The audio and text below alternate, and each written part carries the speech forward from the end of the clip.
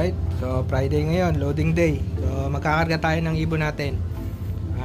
Bale, 5th lap na ng pan race dito sa FPR. Sumali tayo. So andito yung ilalaban natin. So magkakarga tayo mamaya. Alright, ito yung nilalaban natin. Ito live pa to, 4th lap. So 5th lap na tayo, Sunday. Sana makauwi. Good morning. So abangan tayo ngayon ng ating mga kalapate. Nagkarga tayo sa FPR 5th lap pan race, 185 km na. So meron na tayong kalapate. Ayan o, papasukin na muna natin. Alright.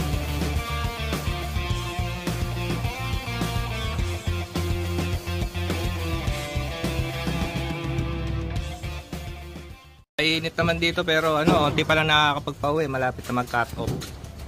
Ganda yung panahon dito, ewan ko lang sa dinadaanan ng kalapate. So meron na tayong dalawa. Yung isa live, yung sinali natin. May sinali tayo sa pan race, 8th lap.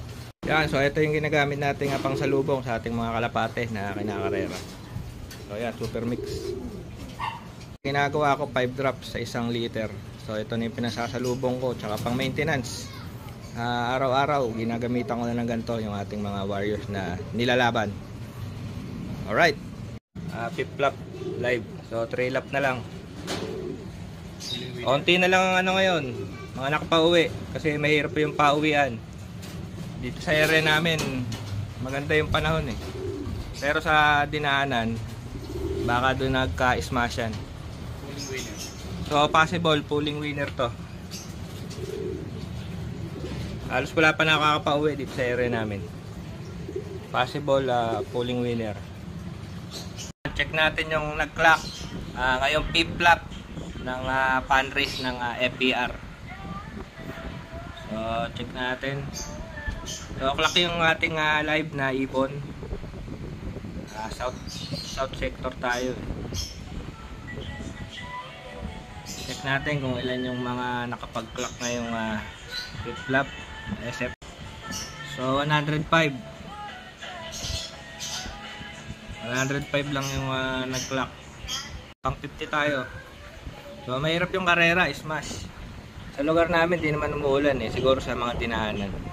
So yung live natin is 857 na lang yung speed. Pang 50 tayo. So ganyan kahirap yung race ngayong 5th lap. Aritao, Nueva Vizcaya, 187 km dito sa location natin. Kita-kita na lang ulit sa Sunday sa 6th lap. So pagalingan na mag-condition ng ibon. So syempre recovery muna and then condition. Alright.